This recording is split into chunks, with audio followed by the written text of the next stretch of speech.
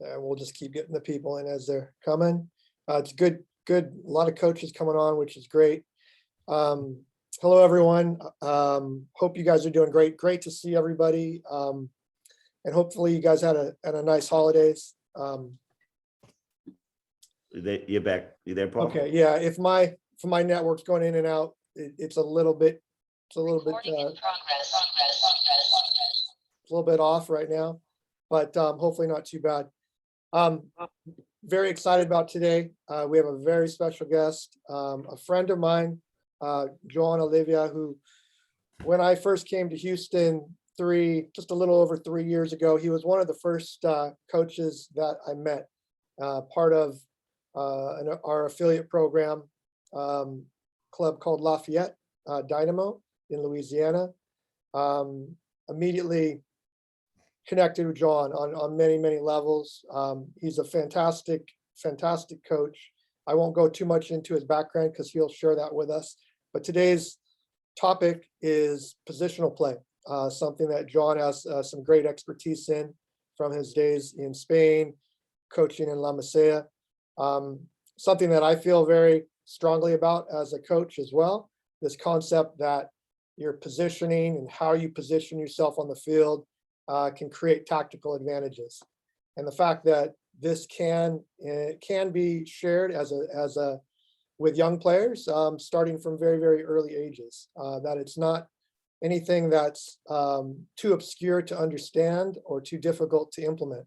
So I'm very excited about today. And Tom is here from Japan, our kind of co-host on these. Tom, how's everything going in Japan for you? Yeah, great. Happy New Year to everybody. We are, it's 2:00 in the morning right now for me, but I wouldn't miss this one for the world because I know of John's work, and I'm really looking forward. So I've got my little pad and my pen ready. So good luck, and hopefully sometime this year I can make some kind of visit to Houston again to see everybody, and aside from staring at Zoom screens all the time. So good luck for everybody for this year. Thanks, Tom. Joanna, it's all yours. Okay. So thank you, Paul, and thank you, Tom, for your words. I mean, and obviously thank you everyone for being here. I mean, it is amazing that how these partners in development and this coaches collaborative has been growing. I have been attending to all of them, and I'm honored to be here now and trying to share a little bit of my knowledge with you all. So obviously the presentation, as you can see now, is the positional play in the US soccer. So first thing I'm gonna do is I'm gonna just put these kind of figures so everybody can see what we're going to talk about. And my idea basically is I will show you why I think like the positional play and its methodology is the best method for me, and in my point of view, for the US soccer to keep growing. And hopefully at the end of the presentation, I will have more followers on this method that hopefully we'll understand. And if somebody, because of my English, still needs to improve, have any question, use the chat, and I'll be more than happy to stop and keep doing. So I will divide the presentation in two main parts. The first two parts, introduction to the positional play and why use it in the US youth soccer, is more the theoretical part. It will take 20-25 minutes, but it's so good to understand the basics. And then the last 30 minutes, it will be practical. It will be a lot of videos. It will be a lot of examples, because at the end of the day, what I want you is to take the most from it. Obviously, introduction a little bit. Why I'm talking today here is because I really love soccer. I play always until Barca was signing me as a coach on the little ones. That was at 24-year-olds. Before Barcelona, obviously, I coached different clubs. You learn from everybody of them. I was fortunate enough to be one of the guys that was spending the methodology when we start, when 2007, 2009 years, expanding methodology, doing camps over in schools all over. So here, for example, you can see one picture in Korea, but we were in Turkey, in Dubai, in different countries, Qatar. Then I left Barcelona when they changed the president, and I went to Angola. That was a fantastic experience of life. And that's the second picture you can see on the bottom. That team was, at that time, was the B team. We won the national championship practicing a lovely soccer. And then I ended up going to the first division. Then I came to US. As Paul mentioned at the beginning, I'm the technical director at Dynamo Lafayette, an affiliate with Dynamo Houston. Also, we have another team, same professional team at USL, is the Louisiana Crew FC. And we have a new program in Louisiana that is called LATDP, that we are participating in MLS Next, putting the talent together from main different clubs, but basically Baton Rouge Soccer Club and Louisiana Fire New Orleans plus Dynamo. I have the overall license, master, physical education degree, and then superior studies in sport science. The thing that I'm most proud is like all the experiences that you get from all over, because when everybody has passion and want to learn, soccer doesn't have that barriers. It is amazing how the people can learn and share.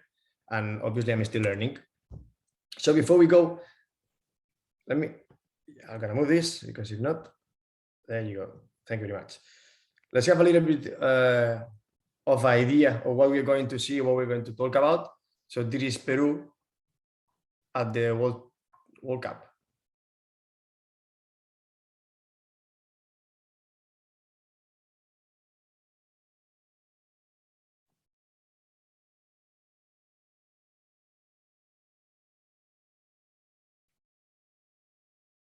And this time, I think, yeah, it's finishing goal.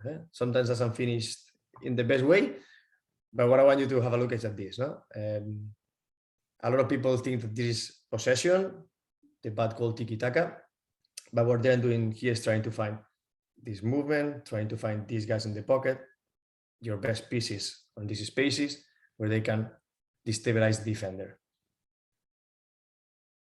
So as I mentioned, the first thing we are going to do is obviously we are going to talk what is positional play. Okay, it's juego de posición, JDP. That's how we call it in Barcelona and in Spain. And hopefully I will put different words here that are going to improve also our culture on this. Coaches and then authors, but the coaches that obviously they have been working on this philosophy from the beginning is Rinus Michels, Stefan Kovac from Romania, then Cruyff, Van Gaal, and Guardiola. And for most of the people, they say like Rinus Michels is the dad of the football total, the soccer like is everything like total football, they call it. I think it was Kovac because Michels was coaching the Ajax before Kovac, but it was Kovac who made that extra point. And then Michels took the Netherlands teams on the 74. Obviously the influence on Cruyff as a player and then as a coach at Barcelona. Van Gaal brought a lot of great theory about it. And then Guardiola, what he did was, besides the victories, he was linking that holistic part of the game, no? Connecting the time with possession with the time with no possession, making those transitions much stronger, not just having the ball and look like enjoy it. It's important first at the beginning to have a little bit of knowledge what we're talking about. It's a style, it's an idea, it's a way to understand the game. I'm not telling you it's the best, but I think it's the best for the youth players to learn. And that's what I will try to convince today. Now I will throw you 4 big names besides Guardiola that it will help you in if you want to do some more research. One of them is Juan Malillo, and he mentioned that. No? He said that do not pass the ball if you're not looking to generate something. Pass to beat a line, find the third man and second action, play with the farthest player, generate superiorities behind the line. We are going to talk about all these concepts, but I think like Lillo here, it summarizes really well what we're looking for. And as I mentioned with the Guardiola situation, it's not always just attack with the ball. It's a process that is a continuous, and we need to understand this because the way that we defend is going to determine the way we're going to attack.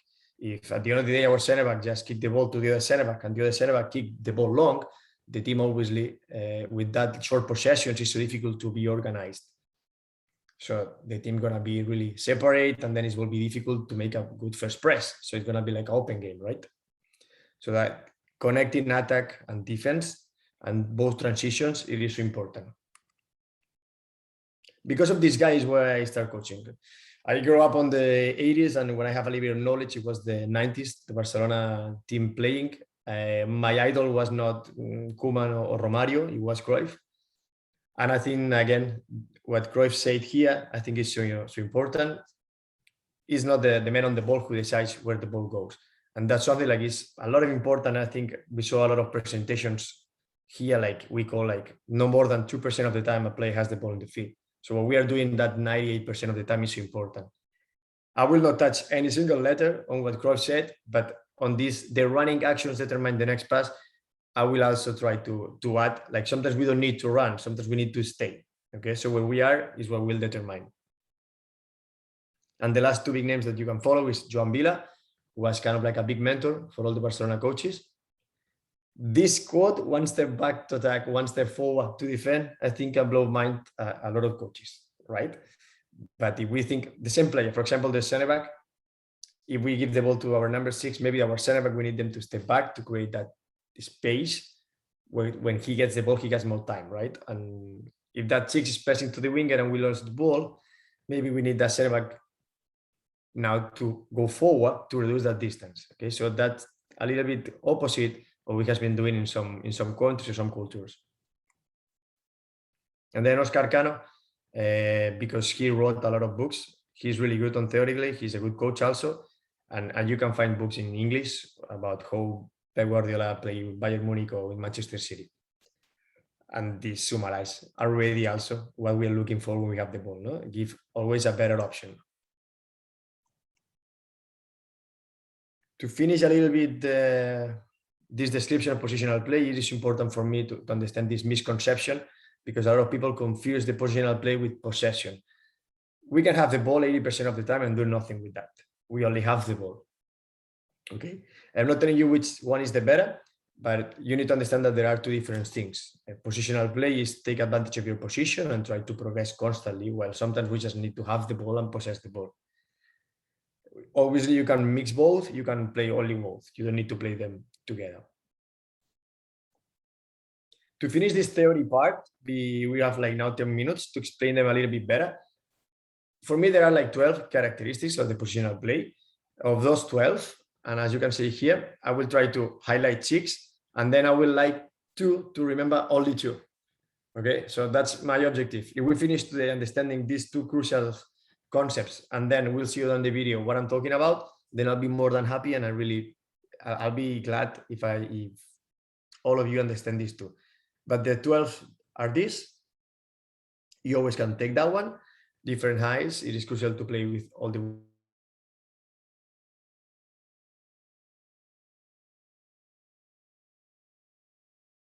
It's not about, again, accumulate passes. It's about to pass or dribble. What's the best thing we need to do in that moment?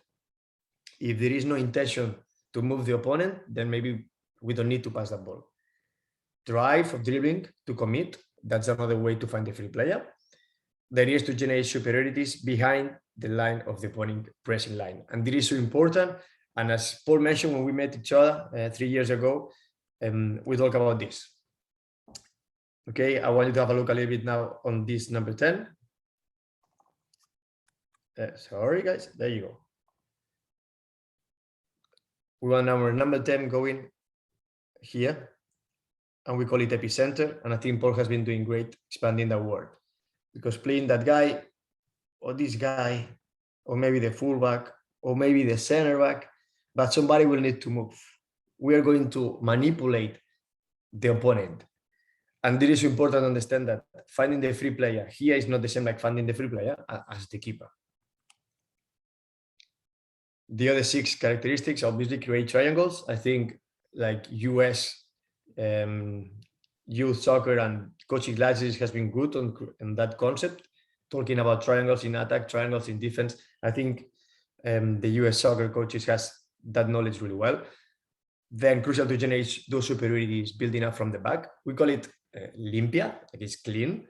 At the end of the day, we need to give the ball to the guys that they are the best ones with the ball on the feet in the best possible conditions. That means time and space.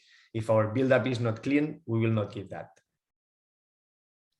As I mentioned with the Guardiola first press and the transitions, they are not separate. The idea of attacking is constant. Actually, in Barcelona, nobody talk about defensive phase or attacking phase. We call it phase with ball, phase with no ball. Because when we don't have the ball, we are attacking the ball. Instead of defending our goal, we are attacking the ball. Okay, the ball possession is only a tool to destabilize. The team travels together. That's what I think Guardiola was the master of it. Everybody was playing different heights. So when we lost the ball, we have 2, 3, 4 different heights to press the ball and lock it down really quick. And then the last one, look far. It's something like on these positional games that I'm going to show you to you. We're going to go to more than 20 of exercises. You will see that coaching point, look far. Johan Cruyff always asked me to look for Romario first. I don't know if some of you are really young, but Romario was an artist. He was a player, I think, even shorter than me, and I'm a really short guy, but he was an artist. He was running no more than 2-3 steps. If you have a look, watch it him. But it's interesting because Guardiola obviously was playing almost on the back line as a sweeper in front of the back line. And the idea is find the first one. At the end of the day, we're going to win the game if we score the goals. So let's have the ball to the striker.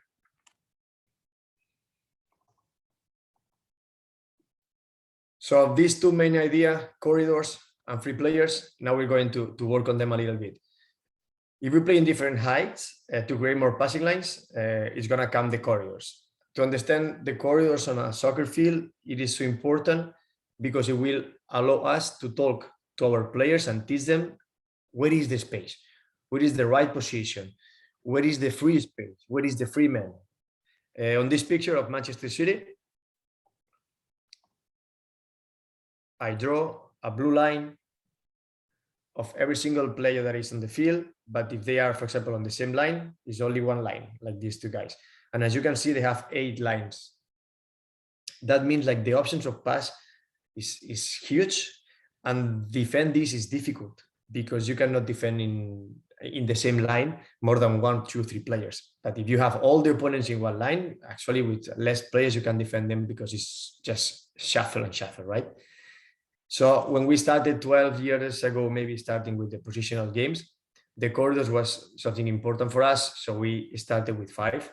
Now we used to do some research. I think Nagelsmann split or divide each of these ones in 3 or 4 more corridors. I think Guardiola split them here in half. But these 5 corridors are the main ones. We call the wide corridors, obviously on the outsides, the half space, and then the center. Do we need to understand and learn half space to teach our kids, please position yourself on the half space? No. If you have a 10-year-old kids, maybe, but you don't need to. What we need to understand is us as a coaches, why this is important, these corridors that are in the game.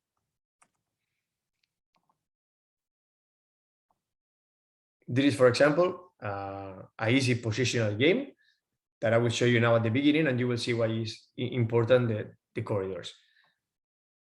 So we're going to see now the first of the positional games.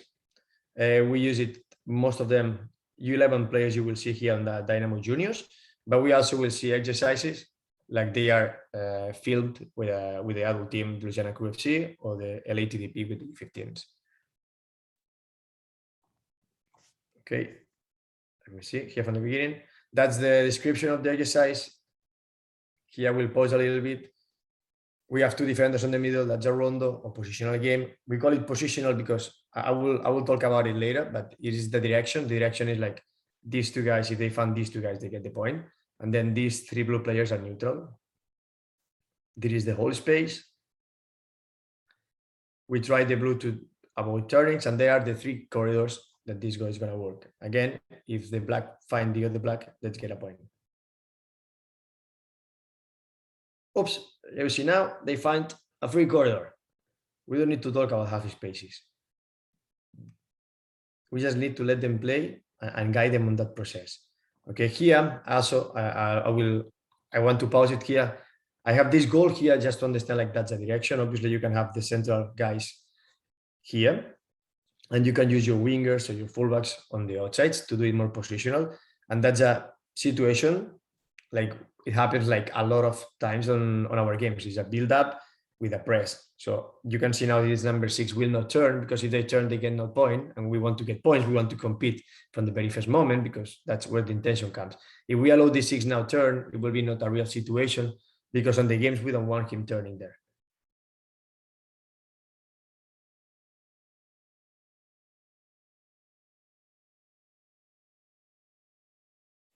They are keeping ball, but they are trying to find that pass. Boom. And that's where they get the point. They cannot progress.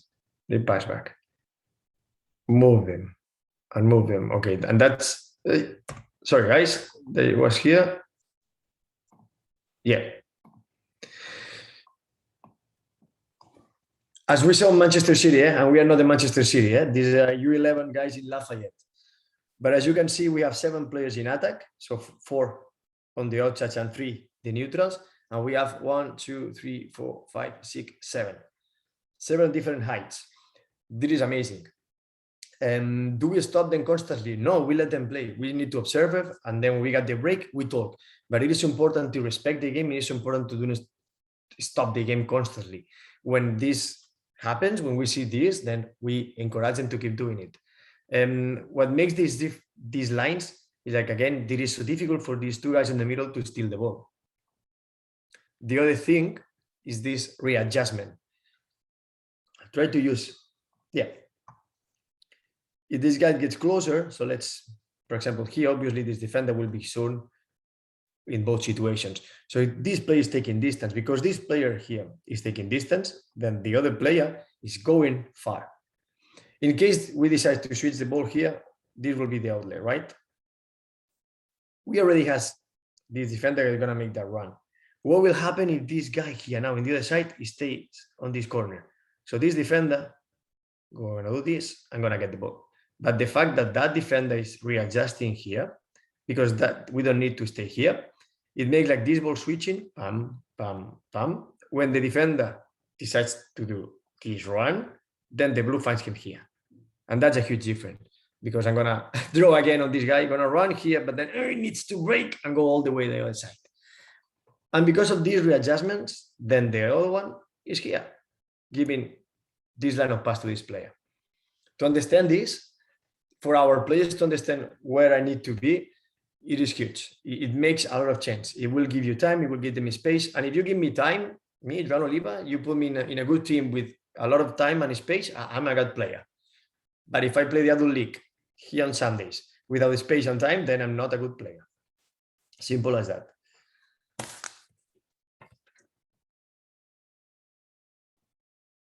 That's it. Can finish this.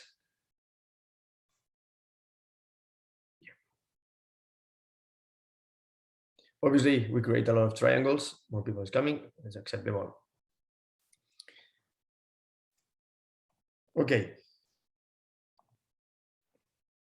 Guardiola said that we were here in those 5 corridors, and the basis is that the winger and the fullback of the same side never stay in the same corridor. Depending on the position of their center back, then the fullback and the winger will go to one other corridor. The ideal is to have the center back wide open, fullback in the inside, and winger on the outside to find them directly. This is an extract that you can screenshot, or you can find it, or I will encourage you to buy this book for Martí Perarnau. But what basically he's saying is this: they observe where the center back is, then decide where they put the wingers or fullbacks on the inside, and then who's on the outside wide open. Guardiola prefers to have the fullback on the insides, because you give the ball to the winger who is used to play on that position, and if he loses the ball, guess who is close to make that first press? The fullback, with obviously more fundamentals in defense. Corridor was the first concept. The last concept, we go into the why is good the US soccer, the positional game in the US. The second concept that we need to master is the free man. It's kind of like sometimes a misconception about the free man, and I'm trying to help here. Obviously, a free man is a player that is unmarked and has space, time, and capacity. Okay, because he doesn't have the capacity to advance or to create something, then it is not real a free man. And I give you the example of the keeper. Obviously, the keeper is a free man, but the keeper will not generate in the final third. The keeper will be crucial on the build-up. That's where I call it a free man. If there are always a free man, yes. If we play in a 4-3-3, and I think it's the most common system of formation here on US, we know that they will have 4 defenders plus their keeper. That's already a 3-by-5. So what it means is a 8 versus 6 in our zone. So we have 2 free players. If we go with a 4-4-2 and they have 3 defenders, we still have 2 free players, because it's going to be like 9v7. If with these 2 strikers, they have 4, better for us, 3 free players. If the other team coach decides to go in a 1v1, like Bielsa tried to do like a couple of times with Bilbao, or even with the Leeds in some games, we still have the keeper. So maybe it's the keeper dribbling, committing the striker to come that will generate that first free player. But it's important to understand, like, we always have free players, and the difficulty is to find it. And I will try to help you now in mechanisms or ways that it will make easier for us and for our players to find the free player. And one of them is the third man. If some of you, this presentation, I saw some names didn't know me. I'm really passionate about third man. All my teams practice third man because I really believe, like, it's not just good on decision making for our players, but it's also really difficult to defend. You have here the theory, and I will show you a little bit of clips also. Okay, so that's the center back. That instead of finding the fullback or the number 6, we're trying to skip one line, finding the second line here, the 8 to the 10, and then pass back. And now the 6 will have space and time. And the most important thing, now the 6 is facing forward. Okay, so it will be, there you go.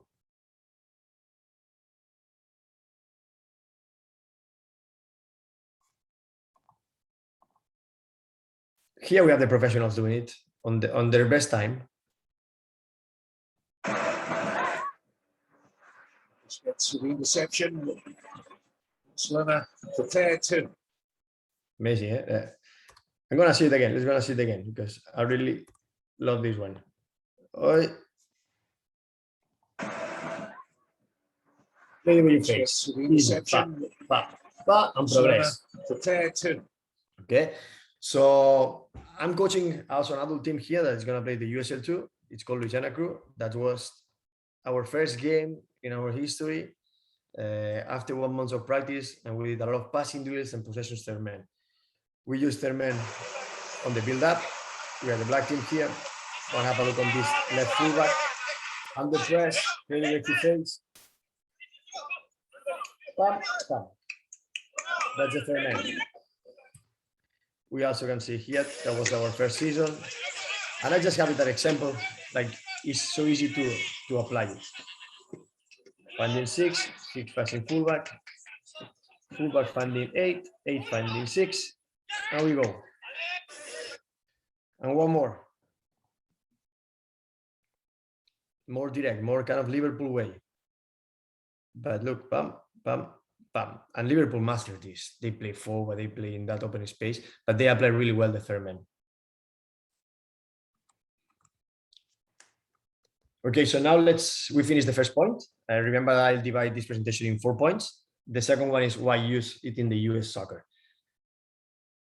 When I came here, I mean, actually the first time I came here was 2008. I went to Miami and New York to do some Barcelona camps. First time Barcelona was coming here with a great staff. And I learned that you know, the creativity was something like was struggling in US.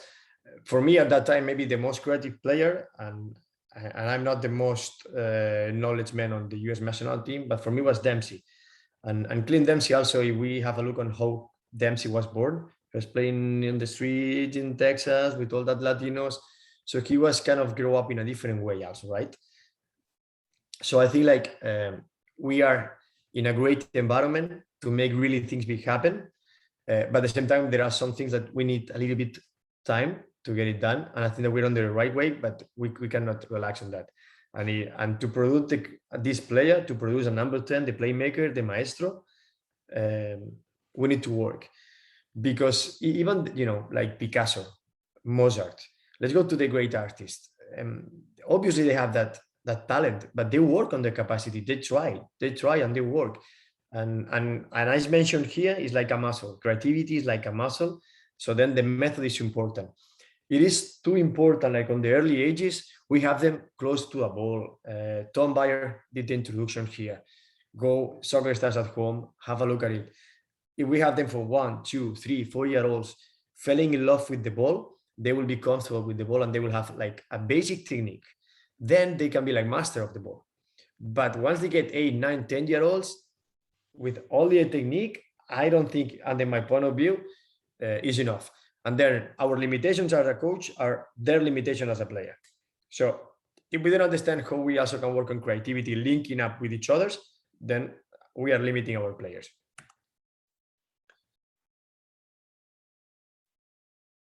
And maybe this is the most theoretical part, but it's always important to know that there is a lot of people with a lot of studies behind these things, you know? But creativity emerges when two different regions from our brain talk to each other. The default mode network, that's when we are, so somebody's talking to us and even we are not listening. We are just so internally focused. It's like daydreaming. And we can come with good ideas, but we are doing our own thing. And then the other part, it's called the executive control network. And that's direct thinking. That's when we are really focused on something like somebody give us to us, like, let's say like play a chess game or draw something. We are doing something external and we are really focused on what we are doing. That's the two main different regions that they work together. What happened is like we need both, because the first one will help us to make spontaneous connections. And the second one will say if that connections, if that decisions that we took were good or not were good. This connection is huge on highly creative people. So, and now maybe you're thinking, okay, why this coach now is talking about this now? Okay, because rondos and positional games, for me, work in both. If we go to a street soccer, like I practice, was great. You're gonna make a lot of decisions. You're gonna learn about the game by itself. And then I see a lot of coaches doing like a lot of patterns, movements. And I'm not the one who's gonna judge if they are good or bad. But I think like there is a middle way between that. I think like we need to know like it's not only one way, there are a lot of ways, but we need to find the best way for our players to learn that. And if we are concerned about practice both at the same time, then they will connect. And then that connection, that neuronal connection will make them learning. And that's all we want. Creativity is intelligent having fun. Einstein. Why I put this quote here? Because if we are not enjoying our practices, if we are not enjoying what we are doing, if we are not enjoying the touch with the ball, the movements, the points that I'm making from switching one neutral to the other neutral, then I will not be creative because I'm not enjoying what I'm doing it. That's important. But at the same time, it says intelligence.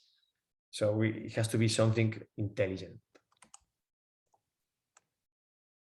Okay, this is a Rondo at Barcelona. And why I say that, this is, for example, I know you know these three guys. They play on the same team, 6, 8, and 10 on the 4-3-3. But also we have those two guys wearing the same jersey. The only difference is that badge, because that badge was after the International Cup, that was on the spring, and Busquets, Thiago, and Cesc has the previous one. But it comes also from Guardiola, De La Peña, from Arteta. And now we have Ricky Puig, Pedri, Nico, Gavi, players that they are right now on the first team. I'm not talking about Barcelona. I don't want to talk about Barcelona, but I want to talk about its methodology. And I'm sure like with those methodology, you can create these kind of ceramics. It's not a golden generations, like a lot of people want to make sure. Iniesta was born in 84. Xavi was born 4 years before and Busquets 4 years later. But Thiago 91, Cesc 87.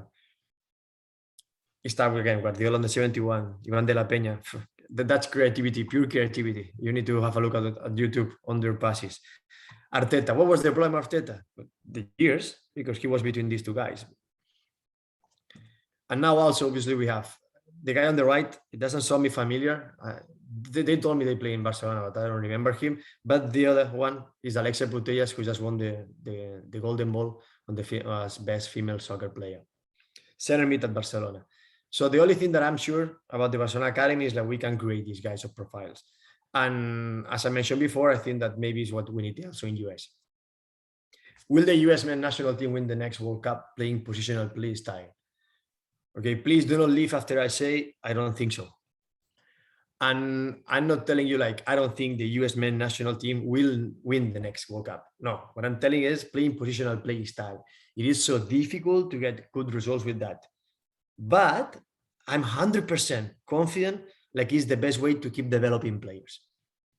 And I'm not talking now about Greg Berhalter. I'm talking about us, about our academies, about all the coaches that he's working with the youth. Pep is a role model for Greg. He tries to see what Pep does and loves the way that Pep plays. Our training sessions are definitely similar in tactical ways and the way that we want to move the ball and move of the ball. For a player, US men's national player, talking about his coach.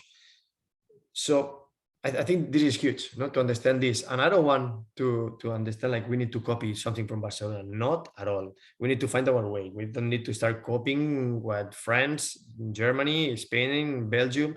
We need to find our way by taking those influence. And I really believe like on the youth is when we need to take those methodologies more than on the adults. So now we're going to head up with the practical part. As I mentioned, it want to be like 30 minutes theoretical, 30 minutes practical, a bit more practical if we can go forward. And the type of task that is good to work on positional play, and that's where the main focus will be for all of you coaches. We have the rondos, we have the possessions. And then as you can see here, I'll divide the screen on positional games in the right, lines games, and SSP, that the traduction, that if you translate that from Catalan or from Spanish, will be preferential simulation situations. I'll not going forward on that one because that's how we call it in the methodology in Barcelona. But I wanted to put it here because if you want the interest or you want to dig deeper into that, you know how it's called. On two of those five tasks, there is no direction and there is no space to attack on defend. There are also no structure and position similar to the game. And that's what makes coming from the rondo to the positional game. If we want to add direction, we need to know where I'm going to attack, where I have to defend.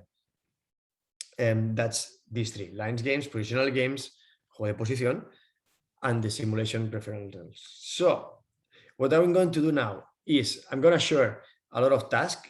I don't want you just taking kind of like screenshots and all this stuff, because I will share all these tasks. So we have rondos, and I want you to understand that rondo is not just let's have fun and let's have some touches. No, let's do the rondo well.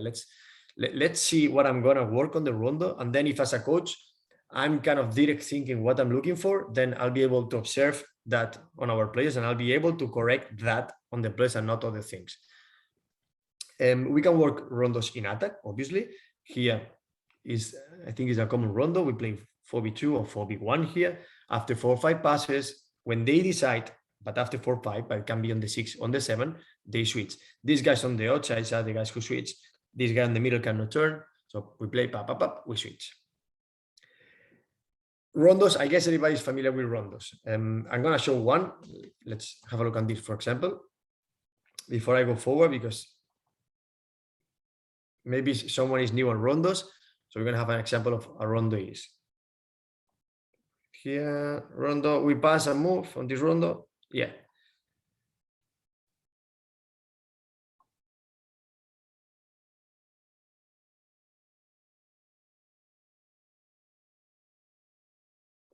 That's LA crew playing. I can watch these clips all day long.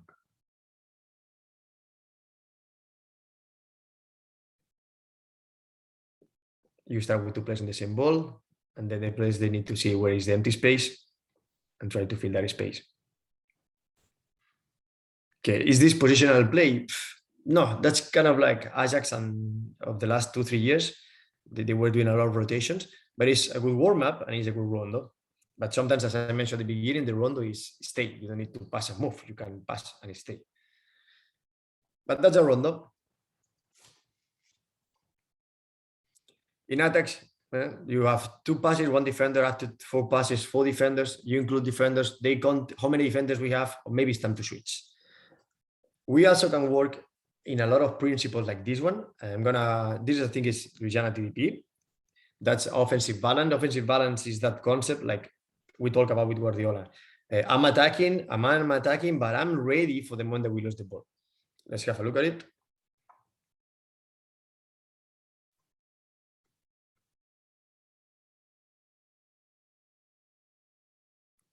And by the way, if you have any question on the rondos, you can take your notes, and then at the end we go back with the number of the rondos. So for example, 4-6-3. Yeah.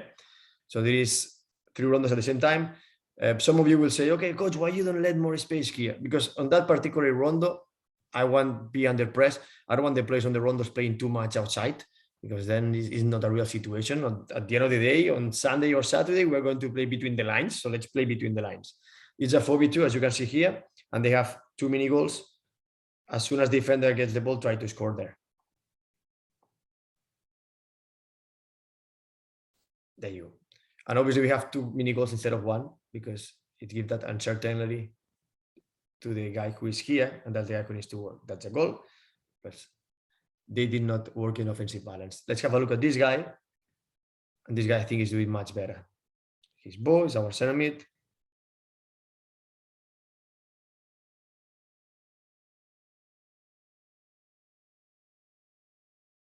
That's fine, we lose it on the outside.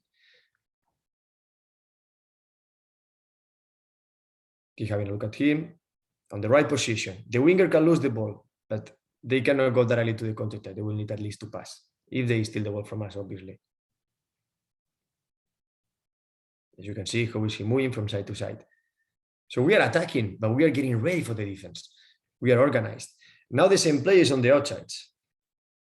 And because he plays in a 6 or 8 position, he's aware of this.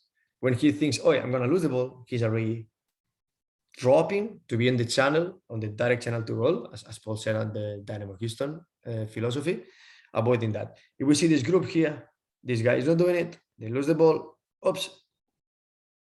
Because we will have the ball, but if we are not organized, if we are not on the right position when we lose the ball, then we're going to lose the game, for sure. So that's an example of another Rondo. So sometimes I think like that misconception of Rondo is always like, oh, that's a 4v1, it's a 5v2, it's a 6v2. No, we can work a lot of defense styles in the attack. Defense, we can work defense in Rondo. Yes, for sure. Maybe the most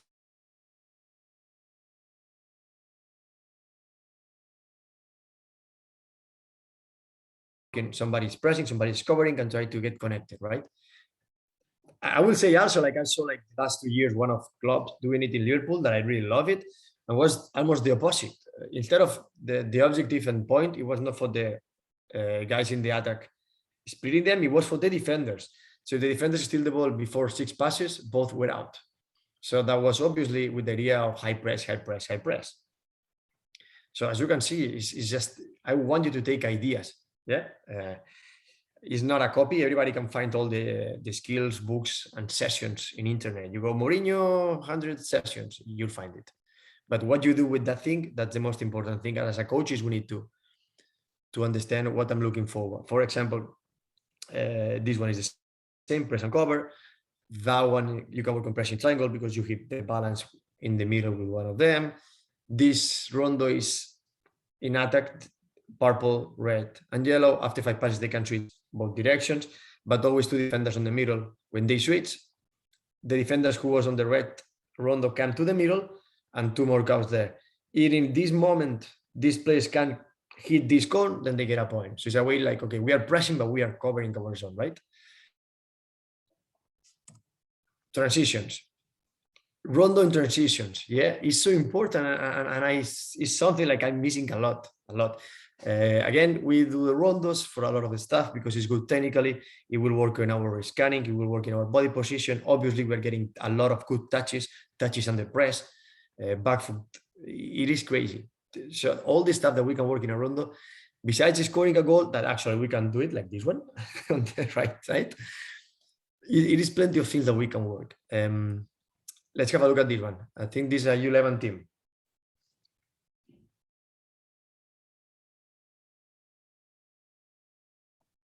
You put it here. I'll go directly. There you go. It's a 3v1 in a square, so it's always an empty space there.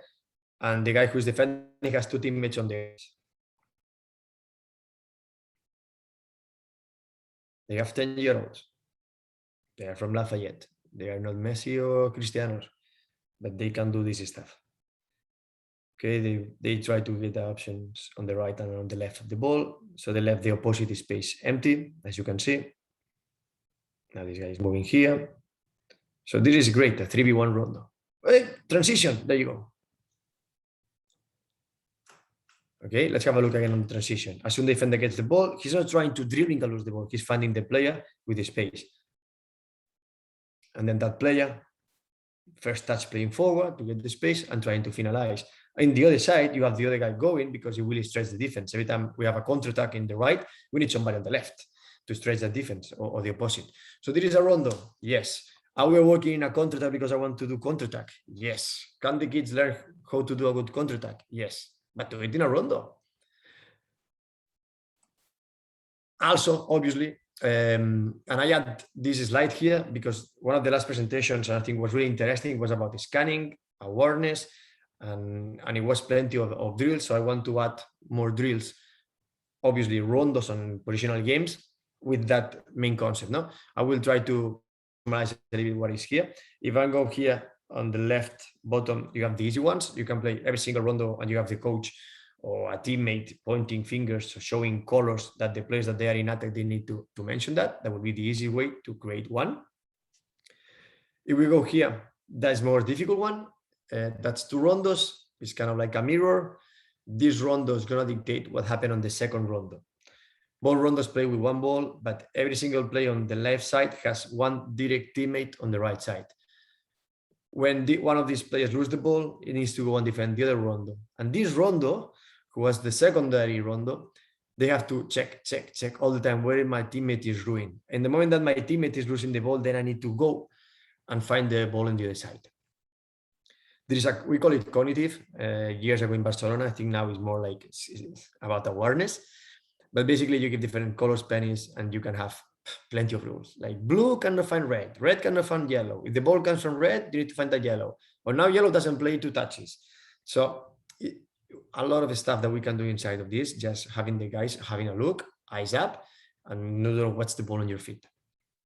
I love this one personally. It's 2 rondos, but they are almost sharing the space with these 3 neutrals here. So if you have these 3 neutrals on the left side, it's going to be a 6v2. With these 3 neutrals on the right side, it's going to be a 6v2. You always can iterate the numbers. I don't want you having a play outside. Put them in. The idea is the players on the neutrals, and we have to rotate that. They can play both sides. They can play both sides. So when this player, for example, see the ball is playing here, maybe he can have a look and maybe help this guy. So they will be checking constantly. This is a good way to warm up. A ball is in the hands, a ball is on the feet. Defenders can steal both. These players will have a lot of fun communicating, telling each other how we deal with 2 balls. These are a good way to start a warm up. And that one we did with Kier Hannity in the LATDP. And it's kind of great for us because allow us is a positional game. We get point to play from here to here. Reds are in attack, playing with the neutrals, that they are blues. That the neutrals are yellows. But the focus on the assistant coach is on these guys. We mark 4 corridors. If this guy is on this corridor, the other guy needs to be on the other corridor. Again, working on different heights, it is crucial. And why is it scanning? Because this guy here, let me see. Sorry, guys. For example, this guy is not only watching this ball, he has to be watching this guy. Because if this guy is coming here to support and he's going to get the ball, then we need to break this. Because it can happen, this pass. Okay? So there is so important to talk with our kids, to keep having heads up, watch it. Where are your teammates? What's the best position? Where is occupied? Why is not occupied? Possessions. Obviously, the possessions, I will not show all the possessions now. I can go forward with that. But the difference with the positional game, as we mentioned, is there is not direction. They are not playing on the same positions, and they are also not going to the same structure that we're going to do in the games. So let's go to the positional games. Okay, so this is the last part of the presentation before questions. And that's what I will need for you, a little bit more of engagement, because I will ask questions and I will try to show and break down all these drills. Before we go with these ones, as you can see here, I will encourage on the left side to do it with the foundation phase. 7, 8, 9, 10 year olds is great. And actually you can see like it's small groups, but you can have 2 groups doing it in a U15. And actually with my adult team, I'll do this first one as a warm up a lot of times. And then we're going to go forward or the more complex is this one. So let's start with the first one. That's maybe one of the first positional games that we did in Barcelona. Okay, as you can see, it's 2v2 inside with 2 neutrals on the outsides. When we play from one to the other one, we get the point.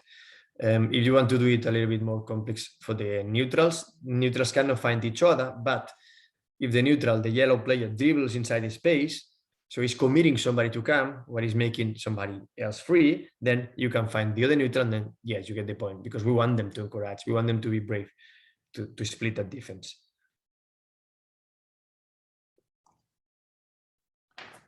Okay, let's have a look on this for 30 seconds and see what you, and just let me know what you see on this drill.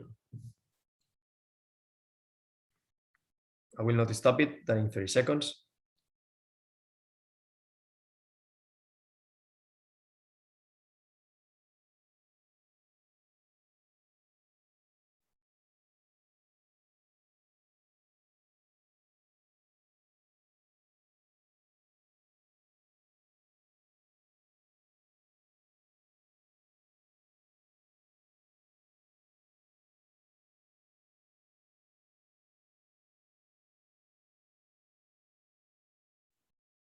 Okay, so now I'm gonna ask you, all of you guys, what did you see on this drill, on this exercise? Like, was like concepts that we talk, or concepts that maybe I did not talk, but do you think like it's a positional game? So if you are a coach right now and you have this drill in front of you, what do you observe here? Okay, so let's see who wants to start. I'll open just the chat. So if somebody wants to say what he sees here, what she sees here, I will really appreciate that. Let's go. Who wants to be the first one? I'm gonna, while you write, I'm gonna put it again.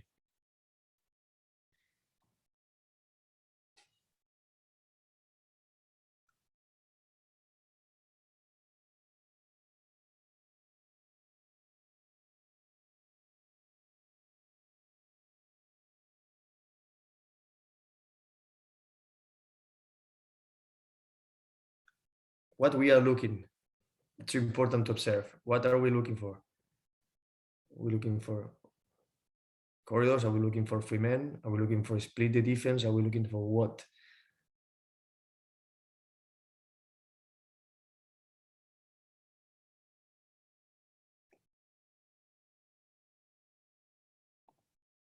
Okay, so let me pause the video.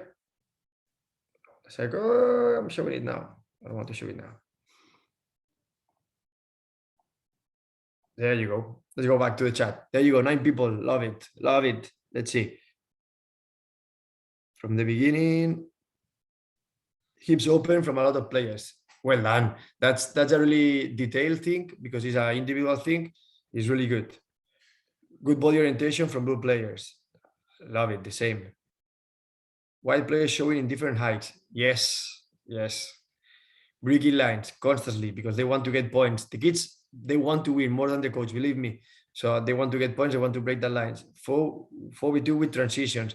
Yeah, that's good, Osvaldo, because as you see at the end of the clip, the Reds get the ball. We don't stop the exercise. We let the game go like in a normal game. There is not football. We have 2 teams, one team attack, one team defending, and we have timeouts as basketball constantly.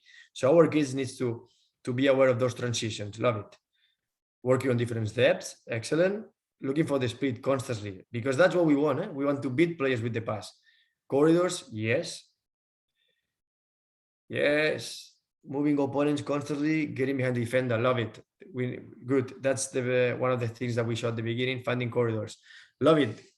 Showing the players how to keep in the corridor, but also show them what look.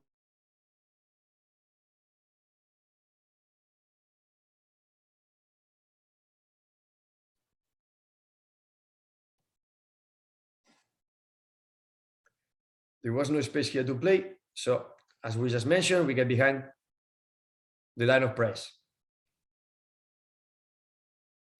Teammate with a ball, readjusting position to provide width, what it means playing different corridors. I love it when you mention that body position, hips open, ready for the next action. Split, bam. Point. Behind the press, bam.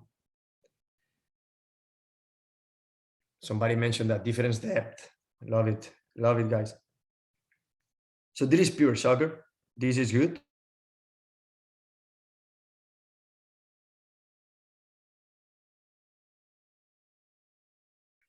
Okay, now transitions. Yeah. Then nobody mentioned this. It's always something to improve, right? This far player, what he's doing, He's active. He's active. Everybody's connected. Again, one ball for two teams. So we need to stay connected with the game. Creating different shapes, creating diamonds, okay? What did we serve? This. Normally I have these videos that I share with all the Dynamo Lafayette coaches. And now I'm using this presentation because Paul asked me to do this. And I will say, apologize from the beginning if some of the English is not the best one. But I know that you don't need the language here to understand this. Okay, now the free player was him. Okay, that's great. Okay, so this one is a must. Okay, this one for a U8, U9, U12 is a must. If you think like, oh no, my player doesn't have that technique. Okay, give them more space. Do the drill bigger. We have a coach here with a, let's see, C team, who coaches, his name is Phil, and he does this with bigger space. And that's a great coach to do that. Give them more time. They need to do 3 touches. They need to control the ball. Okay, but let's do it. They are good. Reduce the distance. You lost 3 games in a row. Go back again to the big space. Give them confidence. You are winning 3 games in a row. Reduce the space. Challenge them. You can use the space also, because as I mentioned to you, I'm a great player with the space. I'm really worse without space. Let's see. We saw that one at the beginning, so we don't break down already. I want to take the most from the time. Let's have a look at this one. There you go. Guys, love your collaboration and cooperation with the chat. Love it, guys. Okay, so now we're gonna have one. Like you can do it if you want to play 4-3-3, but even if not, so it's about this rotation. But even if not, it's so great for the center mids. Okay, so it's a possession. I'm gonna do the pause here. I call it this will be your number 9, but can be your number 10 or even can be the keeper. It's somebody who plays depth on the central corridor. I have both center backs working here and then a 3v3. But because they are young, you can rotate this position constantly. Do not be afraid to rotate. The idea of this square, this zone, yeah, we split in 4 zones. Players in possession inside should be playing different squares and readjust structure based on teammates' moves. So have a look on the blue team. Again, we are trying to work on rotation, so our eyes for these drills is trying to find that rotations. As you can see here, there are no good passing lines. I think the defenders are kind of taking 1v1 situation. They are doing the Bielsa one. So these 2 players, they have eye contact, as you can see. They look each other, they switch. Ah, lovely, right? Again, 10, 11-year-olds. Now, boom, behind the lines. Yeah, let's have a look again.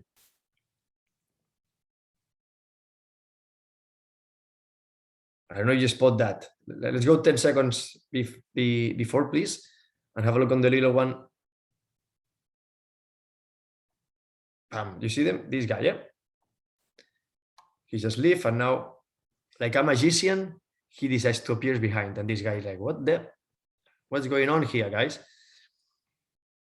And as you can see, the space is not that big, right? But they're making good moves. So as Johan Cruyff said, like the players with a ball will determine the success more than the player with ball. Obviously, if the player doesn't have any basics, it will be difficult, no? But this way to work on that. So there is a really pure positional game that you can do really strict on your positions. You can allow them to rotate more, but you're creating diamonds. You are playing different heights. As I mentioned at the beginning, my idea today is not for you to play as Manchester City, but is to work as the youth academy in Manchester City or Barcelona. Because it doesn't matter if you want to play in a 4-4-2 and park in the bus. I respect that. I did that. I'm on the LATDP. It's our first year. And we are competing as a Lions. And we don't possess the ball as much as we can. But we work like this because improve the IQ of the player. And if the player knows better soccer, he will play better. I let the keep going because I hope you enjoy these movements and you have the idea what I'm trying to explain here. Okay, now this maybe is one of the most common positional games. Guardiola did that, Barca and Bayern Munich. And I will encourage to do this one on 12 and up.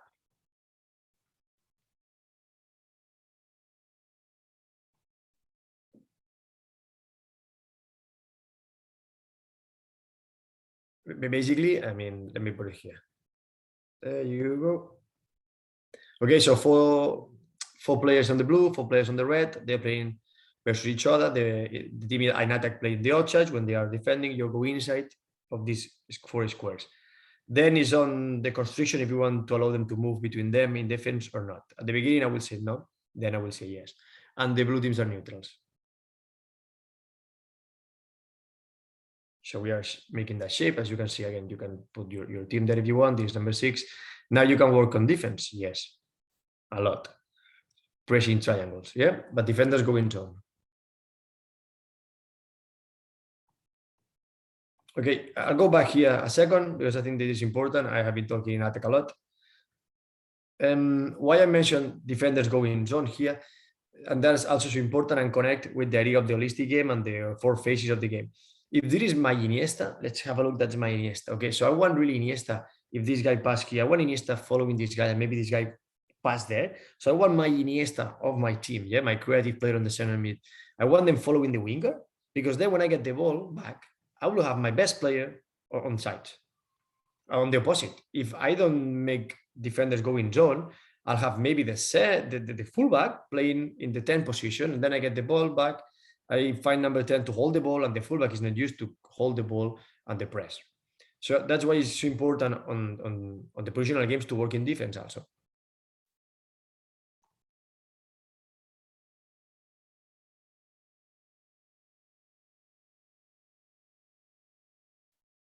Here they readjust positions. We allow them to do that. We need to give them freedom. That freedom, if they will teach us more than we teach them, if we give them freedom. That's the first line, not possible. Bam. Bit lines, finding their blind spaces. Bam.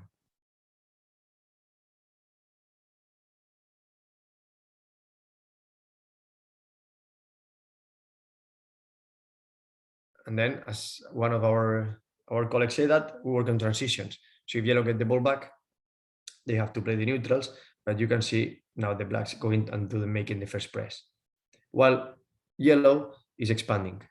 Yeah, I'm gonna do a transition moment again.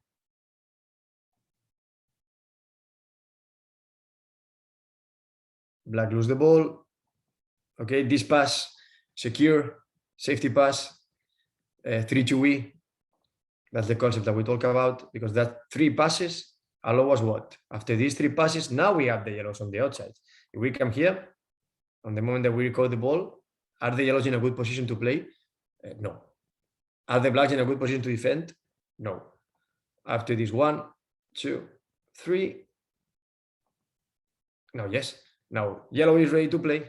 Black is ready to defend.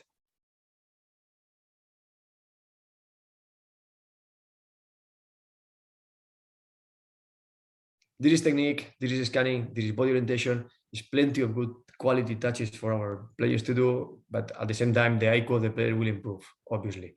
Yeah, now this player is playing in not the same corridor. He's getting quick because he's allowed to do that. At the end of the day, we just want to progress. Who is free? Boom, find him. You put a good song on this exercise. I'll do that sometimes. After practice, I put good songs, I put these videos, and I just enjoy it. This one, I'm going to show you maybe 1 or 2 more. We are in our presentation now. Hey, sorry, here. It's kind of easy to understand. Let me put this thing here, guys, sorry. And allows you to start working on positional plays with, you have a U16, U18 team, really good, okay? I use introduced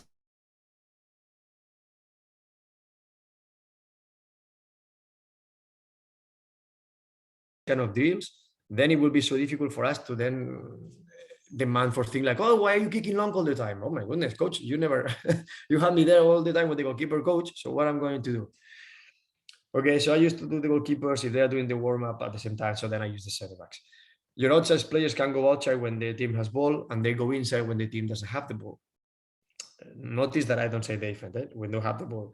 Blue team with ball, this guy goes open, this guy, sorry. And then when the reds get the ball, then this guy will get open. The idea again, we get pointed, we switch. We have that neutral. One coach here mentioned, like in a US license, they tell that they never use the neutrals. That is not good to use a neutrals, because on the games there are no neutrals. Under my point of view, as I mentioned the Freeman presentation at the beginning, they have one more defender plus the keeper. So we have 2 free players. We have a neutral playing with us. And if you have a neutral on your exercise, your defense IQ will improve a lot because you cannot mark 1v1.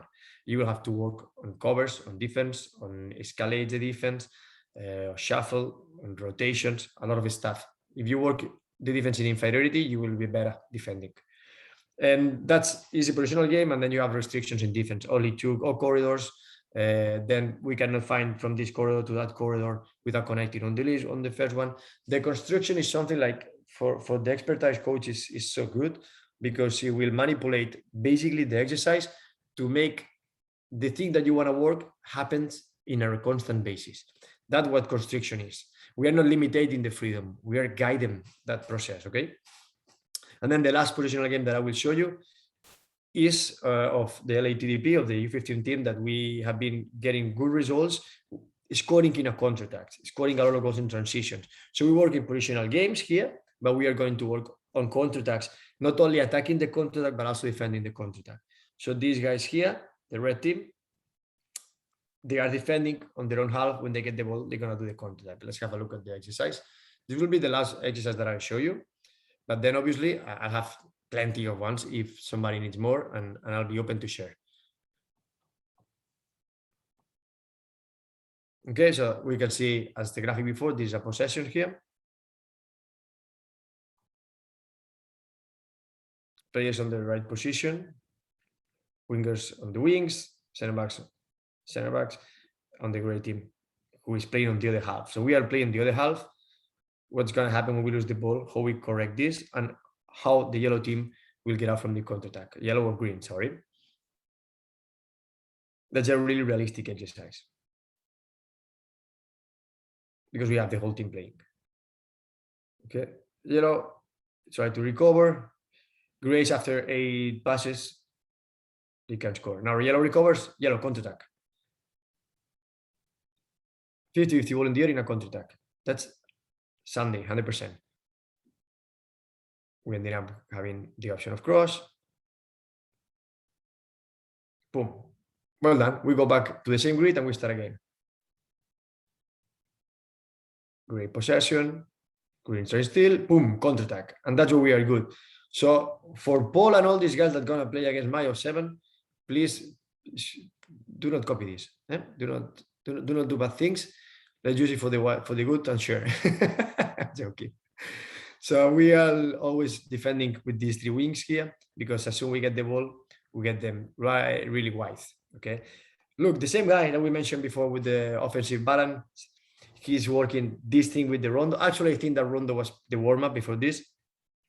He's compensating this movement because this defender is going to step that one, and he's indicating the other one, hey guy, you have someone behind, because that's what we love to do. We have these wingers going on the other side.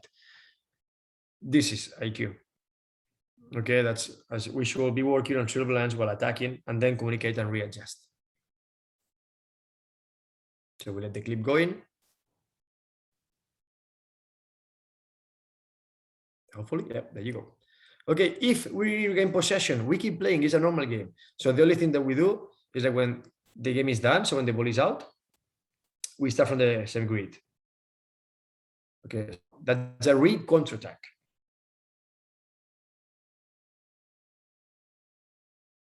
Now it's great attacking. And again, have got this guy. Yeah, always on the other side, we have someone there going. Oh, and another re-counterattack. Now is the yellow who's going to go. And I cannot say times enough. This guy all the time controlling the center. Okay, so after 15 minutes, maybe we switch and then we go to the other half. And now is the greens. We start with the possession, trying to make the 8 passes and score a goal. And are the yellows who is going to work on that transition, like now. I will say we scored the half of the goal this season on these transitions, honestly. So is this team playing as Manchester City or the team that I had in Angola or in Dynamo? No. Are we working in positional games on our practices? Yes.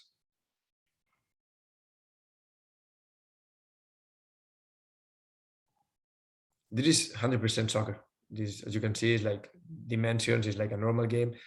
We keep the game natural. Keeper has the ball. We keep playing normal game. But the only constriction that we have is the way we started. Because if we want to work in something, we just need to make sure like that something appears on the exercise. Trying to build that from the back. Obviously, they are not perfect clips. That's what is soccer. It's not perfect, and that's what we learn. Okay, so that was I think maybe it's the most difficult one that I showed today. It's one of my favorite ones also, but it shows a little bit like that idea. Like I can work transitions in a positional game. I don't need to have the Manchester City style of play to work positional games and rondos. So before we finish, I have two more things to show. Yeah, perspective taking, okay, on the task and from the player. What I mean with this, I need to move this thing again. Okay, this is a piece of museum.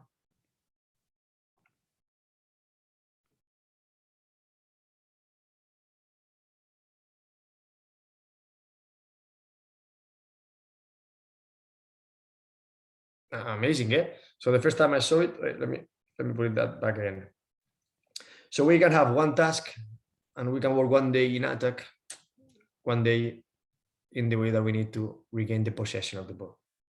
We can use the same rondo, the same task, the same drill for different topics, for different coaching points that we want to break through. We just need to have this different perspective. So we see the possessions, any possession, and we focus on the defense. Then let's see the defenders in the middle. Let's talk about that. Let's see what we're looking for. Next day, we can talk on the guys on the outside to break in lines, to be in different heights, all this stuff. So that's I think it's sometimes we are missing this. We take a drill, we tag that drill, like we tag the players and tags, put names and categorize. In soccer, some things is not good. Okay, that's my little advice about perspective taking. I think is a great thing to have perspective taking in life. And the other one is from the players.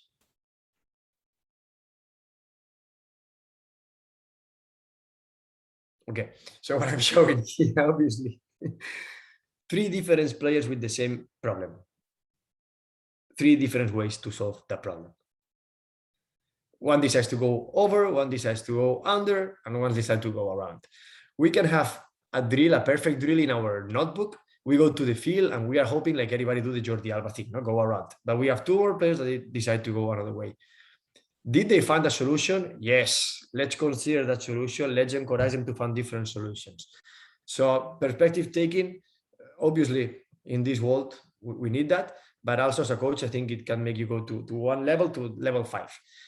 If you have that perspective on the task, so on the static things, but also on the dynamics things, like include the players on the field. Okay, so then I will have the conclusions to share before the questions that you can have for me. I promise to keep here like an hour and 15, and I just have 4 more minutes. The first one that I would love you to have is, I'm not showing that, there you go. Use the Rondos and Positional games as a tool for learning. Independently, if you want to play 4-4-2, you want to play 3-5-2, if you're playing Champions 7, if you're playing a reg league, you're playing MLS Next, or you're playing Champions League. For me, it's one of the best tools that we have for learn. We need to do all the time rondos? No. We need to do all the time positional games? No. We can do rondos or positional games in a transversal way? Yes. So I do a rondo or positional game almost every season, almost every session. So after the dynamic warm-up, I do one of these ones because it guarantees me the touches, it wake up the players on the IQ, on decision-making, know where to be, finding the right location. That's a great tool for learning. Independently, what's the style that you want to play? And I say that like 8 times today. Sorry for that. But I found a lot of coaches, like they don't want to do positional games because I don't have the players to possess the ball. Okay, me neither this season. But if I'm not doing positional games, it will be impossible to play better soccer. Players develops as the environment demands development. I think that's maybe a month ago, 2 months ago, Paul made a presentation here with Jim Alfimov, and we're talking about ways of learning, and the development requires that demanding. The positional games, as I mentioned to you, and some of them, they are really big in many options, several constructions. From the same drill, we can make like 8, 9, 10 different progressions. And if we can build that progressions, we can do the same drill different days, but always will be challenging. And if you challenge them, if you put them a little bit out the comfort zone, maybe not the whole session, but you need to maybe guarantee like 30-40% of the time on a session, the player is doing something challenging for him or for her. And then the last one, if you are more based on individual development, no more on competition as a team, the Rondos and Positional games are great for scanning, body orientation, know where to be, good problem solvers. They're really good. They're really good. If you're a good coach, you know the questions that you need to ask, right? Ask them questions. They will surprise you. Do not give them out the solutions. And the positional rondos are the positional games of the rondos. They are great even without coach, because I'm getting point doing this. How I get the point? They will think, they will feel it, they will experience, and every single learning that they do. So if you learn doing it, then you get it. And then a lot of quality touches. For me, have a U14 player going in pairs, making pass to me, you pass to you, I pass to you, you pass to me, pam, pam, pam, pam, 15 minutes. I don't think that's gonna build up a good technique, but receiving balls from all angles, with players under press, with a big guys pressing me or with a little guys pressing me, on my left, on my right. That's a lot of quality touches, really good passes. Then I will open to questions now. I know I speak a lot and I speak really fast. So if you have any question about what I mentioned or what I said, now it's time to do it. So let's go. I will open the chat. There you go. Oh, I saw questions before. I did not. Good. Challenge stays in the same line as the target for the target to shift opposite that player. To win there, we saw that. Well done, Joe. Then question: what is the balance between training your ball skills like dribbling, passing, or rondos? Love it. That's what I was trying to talk now, because I feel like the ball skills, if you have like, let's have an example, no, a U10 team. If you spend, I mean, if you are doing what Tom Bayer encouraged you to do, so if the kids do by their own all that ball time, they will come to practice much better players. That's for sure. But then if you spend maybe 10 minutes working on skills mastery, Dynamo Houston on the YouTube channel has the skills mastery. You can have a lot of examples there. But after that 10 minutes, I think like you need to go on during a little bit if you want, but rondos and positional games where you have, it's called like global methodology. So global methodology, basically it means like we are putting opponents, we are putting teammates, we are putting ball. If we are having these three ingredients in our practices, is a global methodology that we are using it, right? If we also have the goals and we put directions and position, is kind of like a holistic way. That's for if someone wants to go further on it. The balance for me will be find these touches at the beginning of the session where the skills neurosystem is fresh, and then you start working on possession. So you start working on small side games where you have opposition.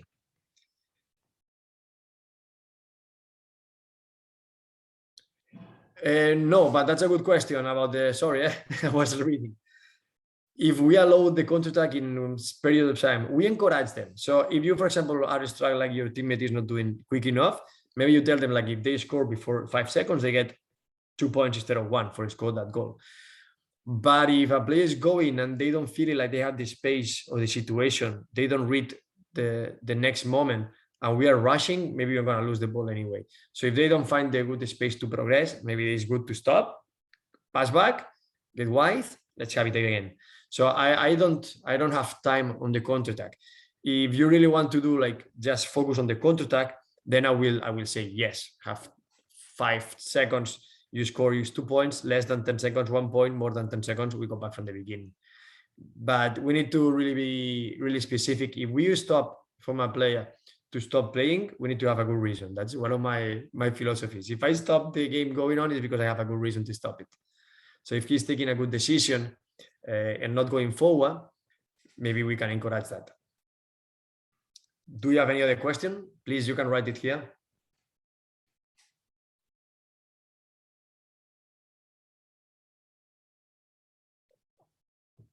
No. Okay. So I want to say then thank you to Paul specifically, because he's creating that culture of development and he's really doing it. He's building up all these bridges that allows people as me to share soccer with you. And most of the time I'm on the other side, I'm learning a lot from the other coaches, and that is something like is really remarkable. I don't know if you have any other question here. Yeah, okay, no, that's good. Thank you. No, for you good. So that's all from me. I mean, I will say thank you and gracias in Catalan. That's my language, my first language. And here you have my contact on Twitter. If you text me there or if you shoot me your email address, I will send you the PDF of these drills, and also you will see on that drills like links that can go to different videos, and then you can have a look on these ones better by your own, and we will be always open if you have any other question. Now I'm seeing we have more. That's thank you. No, thanks all of you.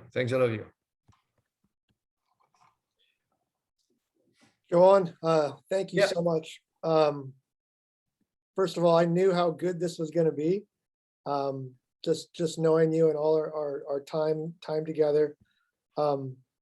Again, something that I'm passionate about, that still in our country, right, is still developing ideas. And just when you think about it in the most simplistic terms, where you position yourself is important. And the ideas of positional player are as simple as that. If you can position yourself intelligently, you're going to have an advantage. And I mean, there's so much in there that I love. You showed the methods and how versatile these methods are, how much there is to teach inside the method, how much you can utilize the methods. And I just encourage everybody out there just to, hey, take up Joan on the PDF if it's available. If you have any questions, ask them. I've been diving into this since 1999 myself, and I'm more intrigued with it now than ever before. It's an amazing part of the game. So I do have to say this, in theory, when you create, as coaches, there's a lot of theory that you saw today, creating a numbers up situation, right? Creating the 8 versus 6. It's very clear on the piece of paper how you create the 8 versus 6, but then ultimately it will come down to the improvement of the individual, right? Exactly where is that individual positioned, and are they optimizing their positioning? And that comes out through the rondos, because if the individual is not positioning well, do you really have an 8 versus 6? Right. So these are all things that come out in these methods, and through the teaching. I thought it was awesome. I have it recorded, Joan. I'm going to definitely watch it again, and keep learning from it. So thank you. Thank you, and thank everybody for you are spending your time here to be here. More than 70 persons, more than 70 coaches right now, and I think that's really good, because at the end of the day we are all this together, and as more we improve ourselves as a coaches, we're going to improve our competitions, we're going to improve the youth, and I'm sure we are on the right pathway right now. And I think that what Paul is doing with all of this in Houston area, I think is great. All right, everyone. Thank you so much. Joan, thank you again. Tom, thanks for joining from Japan. Thank you, Tom. And thanks to all the Yeah. coaches. Thank you, coaches, for being on. Just it's so good to see. I think at one point we had 95 coaches on, which was great. But Tom, do you want to say anything before you? Yeah, I mean, not only was the content and the presentation outstanding, but Joan, your presentation skills are outstanding as well. I listened to a lot of presentations, but this presentation tonight is up there with one of the best ones I've seen in a long time. So thank you for all your great work and being so willing to share your experiences. Thank you very much, Tom. Coming from you, that's a big one. Yeah, thank you. Really appreciate it. All right. Thank you, everyone. Have a great week ahead. Thank you, Joan. Thank you all. Bye, guys. Thank you, guys. Was a pleasure. Well done. Thank you. Help me, Mark, buddy.